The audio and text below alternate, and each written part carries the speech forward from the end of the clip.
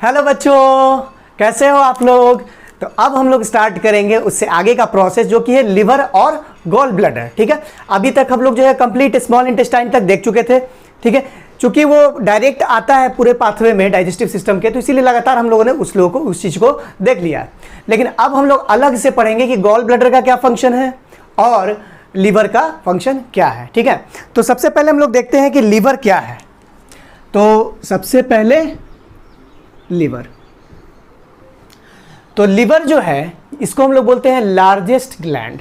तो लीवर जो है ये क्या है बाबू, लार्जेस्ट ग्लैंड है और ये अप्रॉक्सीमेटली 1.5 kg का होता है। हम फिर बोल रहे हैं एक बात कि ये जो डेटा है ये ऐसा नहीं है कि बिल्कुल एग्जैक्ट सारे लोगों में यही वैल्यू होगा।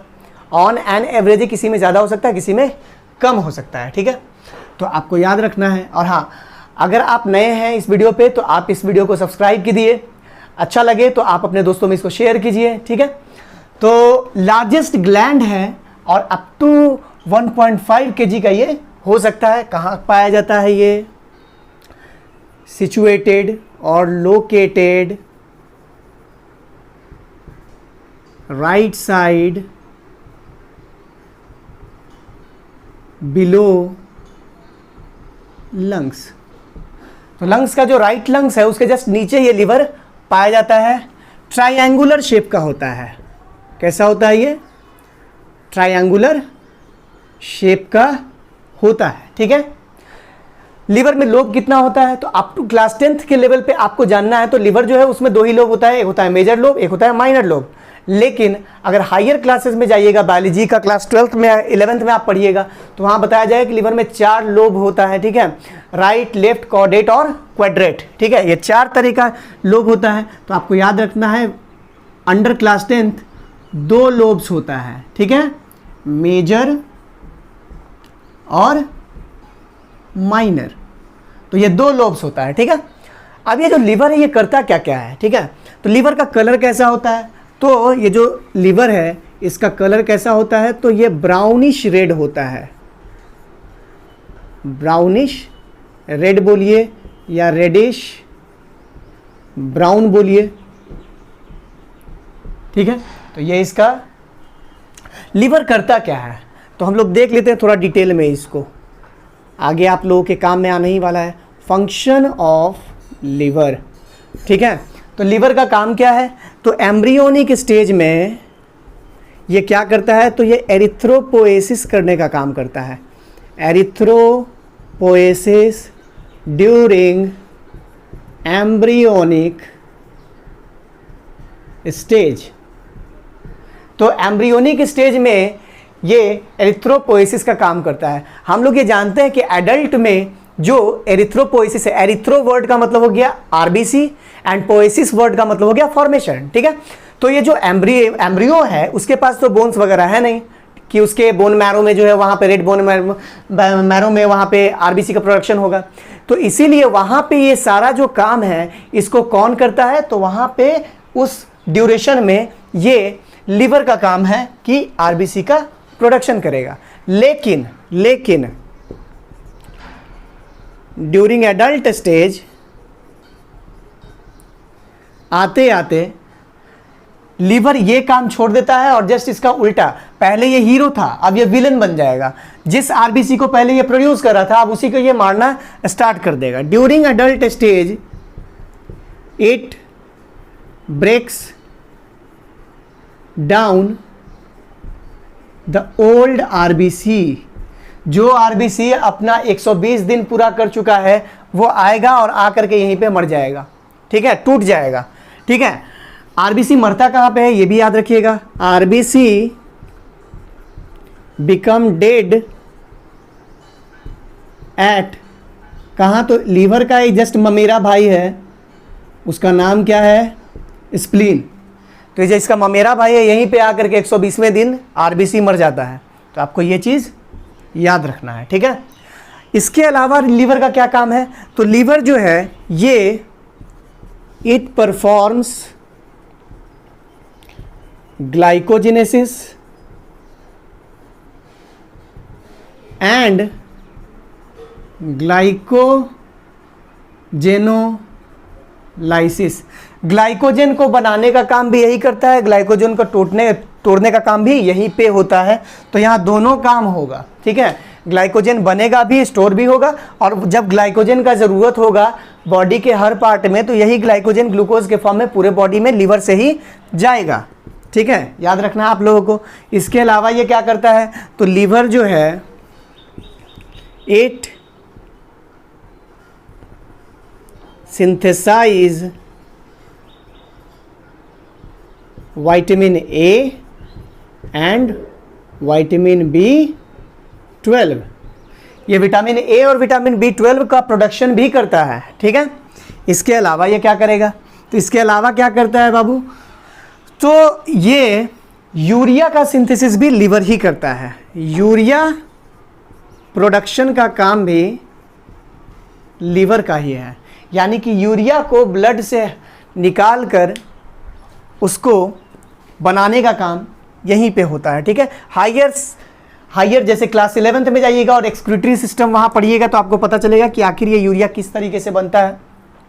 तो ये है लीवर का काम, ठीक है। इसके अलावा लीवर में एक और काम होता है, ठीक है। अभी बताए थे ना कि ये ब्रेक डाउन करता है ओल्ड आरबीसी को, तो उसी ओल्ड आरबीसी के ब्रेक डाउन से यहाँ बनता क्या है, तो यहाँ बनता है बाइल।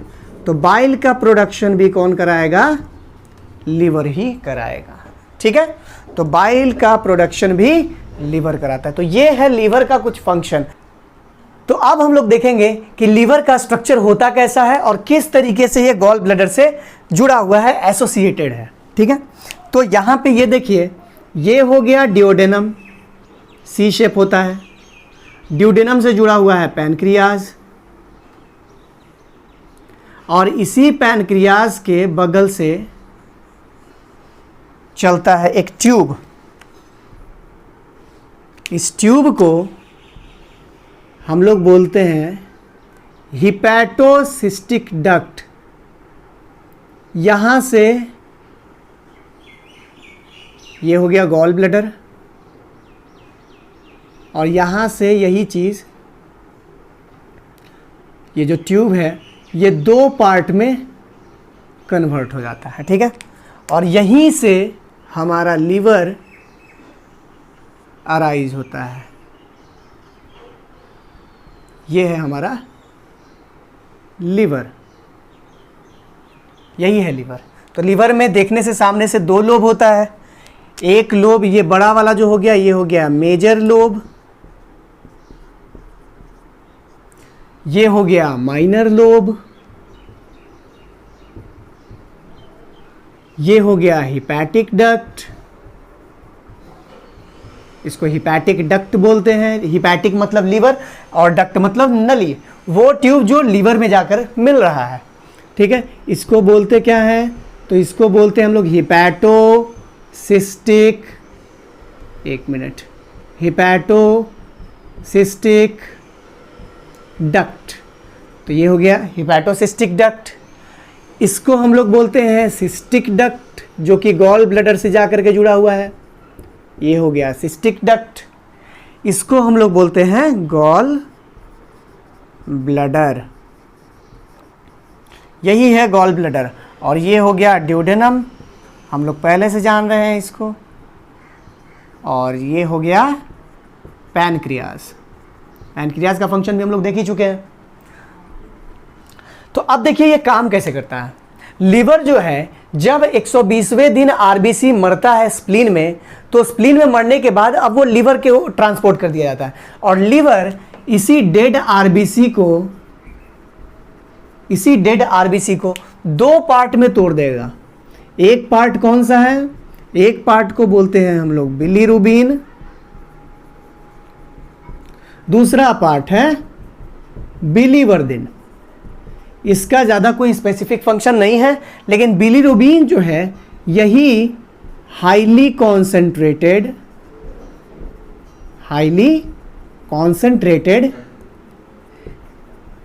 बेसिक, या आप इसको बोलिए अल्कलाइन येलोइश लिक्विड है, जो क्या करता है, तो आपको पता है बाइल का फंक्शन क्या है, तो फंक्शन ऑफ बाइल, तो बाइल का फंक्शन क्या है? तो बाइल जो है ये सबसे पहले इमल्सिफिकेशन करता है। हम लोग प्रीवियस क्लास में देख चुके हैं कि इमल्सिफिकेशन का काम करता है, ये फैट को इमल्सिफाई करता है। दूसरा अगर देखा जाए तो बाइल जो है ये न्यूट्रलाइज करता है, न्यूट्रलाइज द एसिडिक काइम, ठीक है। एसिडिक काइम जो है उसको ये न्यूट्रलाइज करता है, ठीक है। और तो ये बेसिक दो काम है इसका, ठीक है। एमल्सिफिकेशन का काम करेगा और न्यूट्रलाइज करेगा एसिडिक काइम को। तो ये है फंक्शन ऑफ बाइल। अब ये जो गॉल ब्लैडर है, ये गॉल ब्लैडर बेसिकली अगर देखा जाए तो कैसा होता है, यहाँ देखिए अल्कलाइन भी होता है, ग्रीन कलर का भी ये पिगमेंट निकलता है। जब ये डाइल्यूट होता है तो डाइल्यूट होने के बाद ये येलो कलर का हो जाता है, ऑल्दो ये ग्रीन कलर का होता है, ठीक है। गॉल ब्लैडर जो है ये एक छोटा सा थैली है, इसी को हम लोग पित्त की थैली बोलते हैं हिंदी में, पित्त की थैली। अब ये जो पित्त की थैली यानी गॉल ब्लैडर है, इसको एक हार्मोन स्टिमुलेट करता है, तब जा करके ये गॉल ब्लैडर जो है काम करना शुरू होता है और वो बाइल का सिक्रीशन करता है, ठीक है। अब उस हार्मोन का क्या नाम है? तो हार्मोन कौन सा है? तो याद रखिएगा कोलेसिस्टोकाइनिन। तो कोलेसिस्टोकाइनिन नाम का एक हार्मोन है जो क्या करता है? स्टिमुलेट करता है। किसको स्टिमुलेट करता है?